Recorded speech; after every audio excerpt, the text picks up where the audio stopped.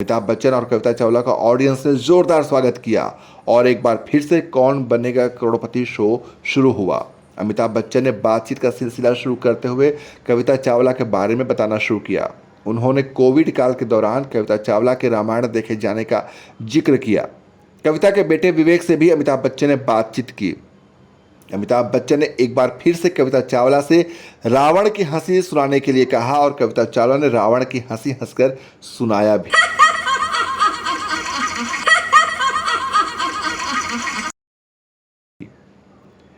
कविता के बेटे विवेक भी बताते हैं कि उनकी माँ रात के 2-3 बच्चे भी ऐसे ही राक्षसी हंसी हंसने लगती हैं, तब वह डर जाते हैं। कविता चावला अच्छा गाते भी हैं, लेकिन उन्हें कुकिंग में कोई इंटरेस्ट नहीं है। और फिर अमिताभ बच्चन ने हिंदी सॉन्ग को इंग्लिश एसेंट में गाने के लिए कहा और कविता चावला ने खई के पान बनारस वाला गाने की एक लाइन गाकर सुनाई। इसे अमिताभ बच्चन ने भी गुनगुनाया और फिर शुरू हुआ दोस्तों कौन बनेगा करोड़पति का राउंड। 9वां सवाल था, इनमें से कौन से महान भारतीय शासक विक्रमादित्य के नाम से भी प्रचलित थे? ए अशोक, बी अजातशत्रु, सी पुष्यमित्र शुंग या फिर डी चंद्रगुप्त द्वितीय।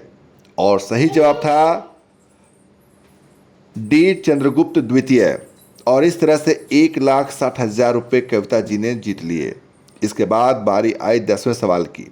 10वां सवाल था, भारत में कितने राज्य के नाम अंग्रेजी अक्षर ए से शुरू होते हैं? ऑप्शंस थे ए 1, बी 2, सी 3, डी 4। और इसका सही जवाब था सी 3।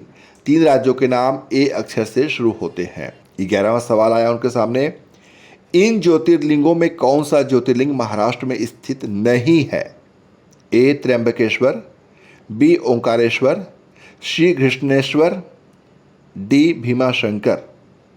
और इसका सही जवाब था बी ओंकारेश्वर।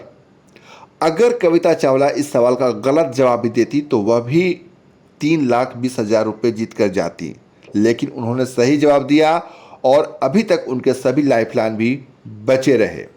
12,50,000 यानी 12.5 लाख रुपये का 12वां सवाल था, ताकि दुर्घटना होने पर मलबे के बीच यह स्पष्ट रूप से दिखाई दे सके। हवाई जहाज में ब्लैक बॉक्स सामान्यतः किस रंग का होता है? जी हाँ दोस्तों, यही सवाल पूछा गया और एक बार फिर मैं आपको सवाल दोहरा देता हूँ। ताकि दुर्घटना होने पर मलबे के बीच यह स्पष्ट रूप से दिखाई दे सके, हवाई जहाज में ब्लैक बॉक्स सामान्यतः किस रंग का होता है? इसके ऑप्शन थे ए गुलाबी, बी हरा, सी नारंगी, डी ब्लू। और इसका सही जवाब था सी नारंगी। कविता चावला ने इसका जवाब देने के लिए अमिताभ बच्चन की हाल ही में आई फिल्म रनवे 34 का जिक्र किया और इसमें ब्लैक बॉक्स का जिक्र था। उसी के दम पर कविता चावला ने इस सवाल का जवाब दिया, जो कि बिल्कुल सही जवाब था सी नारंगी। और इसके बाद 13वां सवाल 25 लाख रुपए के लिए आया दोस्तों। सवाल, सरकार की घोषणा के अनुसार सितंबर 2022 में भारत का पहला नाइट स्काई सेंचुरी कहां स्थापित किया जाएगा? जी हाँ दोस्तों, अमिताभ बच्चन ने जो 13वां सवाल पूछा वह यही था। मैं एक बार फिर से रिपीट कर देता हूं। सरकार की घोषणा के अनुसार सितंबर 2022 में भारत का पहला नाइट स्काई सेंचुरी कहां स्थापित किया जाएगा? ए लद्दाख, बी निकोबार द्वीप समूह, सी सुंदरबन, डी कच्छ का रण। और इसका सही जवाब था ए लद्दाख। और इस तरह से सही जवाब देकर कविता चावला ने 25 लाख रुपए जीत लिए। 14वां सवाल सामने आया 50 लाख रुपए का। इनमें से कौन सा देश काराकोरम पर्वत श्रृंखला के निकट स्थित नहीं है? एक बार फिर से सवाल बता दूं, इनमें से कौन सा देश काराकोरम पर्वत श्रृंखला के निकट स्थित नहीं है? Kyrgyzstan, Tajikistan, Pakistan, Afghanistan. और सही जवाब बताने में कविता चावला काफ़ी उलझ गई इस बार, लिहाजा उन्होंने पहली बार लाइफलाइन का इस्तेमाल किया। उन्होंने 50-50 लाइफलाइन का इस्तेमाल किया और इसके बाद ए किर्गिस्तान और डी अफगानिस्तान ऑप्शंस उनके सामने बचे। अब इन दोनों ऑप्शंस में भी कविता चावला कंफ्यूज हो रही थी और फिर उन्होंने ए किर्गिस्तान ऑप्शंस को लॉक कर दिया। और इससे पहले कि अमिताभ बच्चन सही जवाब देते उन्होंने ब्रेक का अनाउंस कर दिया। कविता चावला ने उनसे रिक्वेस्ट की कि ब्रेक के पहले सही जवाब बता दें, लेकिन तब तक ब्रेक आ चुका था दोस्तों। ब्रेक के बाद वापस आने पर अमिताभ बच्चन ने कविता चावला से पूछा कि किर्गिस्तान ही ऑप्शन आपने क्यों चुना, और फिर बताया कि यह जवाब बिल्कुल सही था। और इसके बाद ऑडियंस की तालियां सुनाई पड़ने लगती हैं। इसके बाद बारी आती है 15वें सवाल की।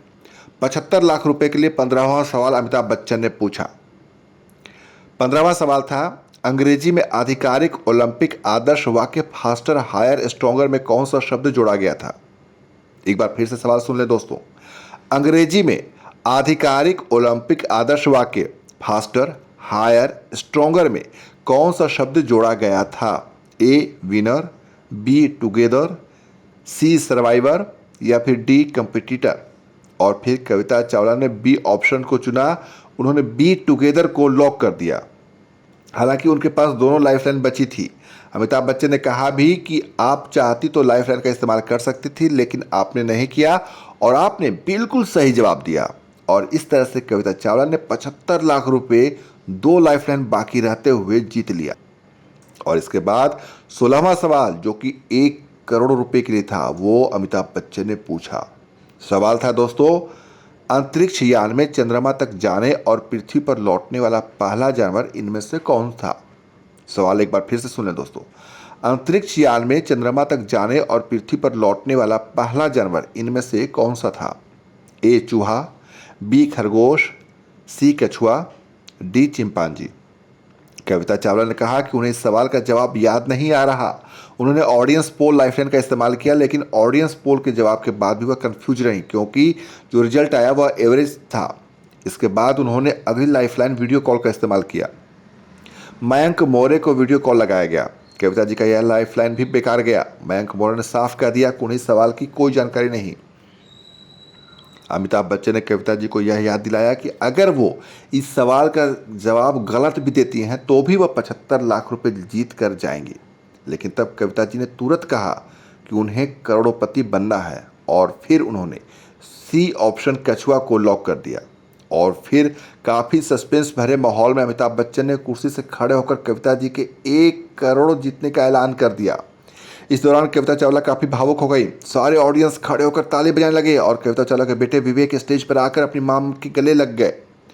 प्रथम श्रेणी पदार्पण पर दोहरा शतक बनाने वाले पहले भारतीय गुंडप्पा विश्वनाथन ने किस टीम के विरुद्ध यह उपलब्धि हासिल की थी। सवाल एक बार फिर सुन लें दोस्तों।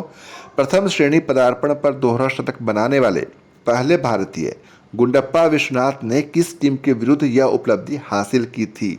ए सर्विसेज, बी आंध्र, सी महाराष्ट्र या फिर डी सौराष्ट्र।